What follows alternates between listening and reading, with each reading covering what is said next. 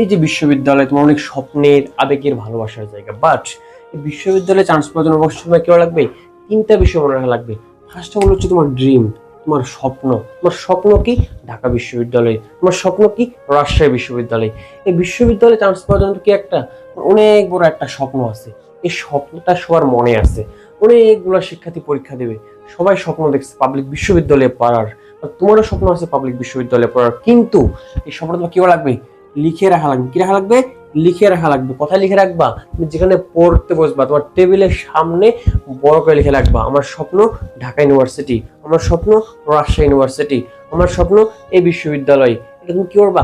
বড় করে লিখে রাখবে। এটা হচ্ছে তোমার কি? স্বপ্ন। তুমি যখনই পড়তে বসবা তোমার স্বপ্ন তোমাকে মনে করে দেবে। এটা হচ্ছে কি? গুরুত্বপূর্ণ একটা পার্ট, এবং এটা হচ্ছে ইম্পর্টেন্ট একটা টপিক। দেন তুমি কি করবে? একটা প্ল্যান থাকা লাগবে। প্ল্যানটা কেমন?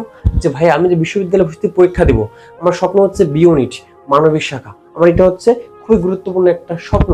ঢাকা ইউনিভার্সিটি পড়বো, রাজশাহী ইউনিভার্সিটি পড়বো। বাট এই প্ল্যানটা কেমন হবে তোমার? ভাই কি কি বই পড়বো, বা কিভাবে পড়া দরকার, কোশ্চেন ব্যাংক কিভাবে পড়বো, কোন টপিক গুলো বেশি গুরুত্বপূর্ণ, কোন রুলস গুলো বেশি গুরুত্বপূর্ণ, এগুলো হচ্ছে তোমার একটা প্ল্যান থাকা লাগবে। প্ল্যানটা কেমন? যে ভাই আমি আজকে এই মাসের মধ্যে এই বইগুলো শেষ করবো। দেন আমি কি করব? কোশ্চেন ব্যাংক সলভ করব। কি করব? কোশ্চেন ব্যাংক সলভ করব। দেন আমি এই বইগুলো ভাই শেষ করব। আমি কি করব? আমার যে এই টপিকটা আছে, এই টপিকের মধ্যে কয়েকটা গুরুত্বপূর্ণ রুলস আছে, এই রুলগুলো কি করব? আমি দেখবো। এগুলো রুলসগুলো থেকে বারবার পরীক্ষায় প্রশ্ন আছে। এই যে কোশ্চেন ব্যাংক বললাম, আমি কোশ্চেন ব্যাংক যে বললাম, এই কোশ্চেন ব্যাংক থেকে কোন টপিকগুলো পরীক্ষায় বারবার আসে, কোন টপিকটা বেশি গুরুত্বপূর্ণ, এটা আমাকে দেখা লাগবে। এটা হচ্ছে আমাকে একটা প্ল্যানের একটা অংশ। এবং আমরা তোমাকে প্রতিনিয়ত সাজেশন দিয়ে যাবো, মেন্টরিং করে যাবো, যে ভাই কোন টপিকগুলো বেশি গুরুত্বপূর্ণ। আমরা এভাবে তোমার 50টা ইংলিশ গ্রামার রুল নিয়ে আলোচনা করব। বাংলা কিভাবে পড়তে হবে, ইংলিশ কিভাবে পড়তে হবে, এই বিষয়ে আমরা আলোচনা করে যাব।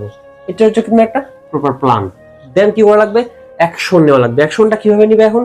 যে ভাই আমাকে হচ্ছে 12 ঘন্টা পড়তে বলছে, নাকি 14 ঘন্টা পড়তেছে, আমি তোমাকে বলবো 8 থেকে 9 ঘন্টা পড়ো। 8 থেকে 9 ঘন্টা যদি ডেইলি পড়তে পারো, 8 থেকে 9 ঘন্টা যদি ডেইলি পড়তে পারো, এটা তোমার জন্য খুবই গুরুত্বপূর্ণ ভূমিকা রাখবে। 8 থেকে 9 ঘন্টা মনোযোগ দিয়ে পড়াশোনা করো। 8 থেকে 9 ঘন্টা মনোযোগ দিয়ে পড়াশোনা করো, ইনশাআল্লাহ এটা তোমার জন্য গুরুত্বপূর্ণ। 8 থেকে 9 ঘন্টা মনোযোগ দিয়ে পড়লে এটাই যথেষ্ট ভাইয়া। দেন কি করবা? সুন্দর করে পড়াশোনা চলতেছে, তার মাঝে কি দিবা? এক্সাম। এক্সামটা খুবই গুরুত্বপূর্ণ, ওকে যাচাই করা। তুই পরীক্ষা দেবা, দেখবা 30-এর মধ্যে বর্তমানে 15 পাচ্ছ, 20 পাচ্ছ, 25 পাচ্ছ, কিন্তু কোন জায়গায় তোমার ভুল যাচ্ছে এটা তুমি ধরতে পারবা কি দিয়ে? এক্সাম দিয়ে। দেন কোশ্চেন সলভ করা।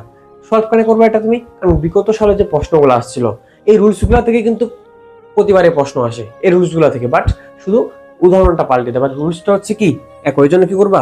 কোশ্চেন ব্যাংক সলভ করবে। এটা তোমার জন্য খুবই গুরুত্বপূর্ণ রাখবে।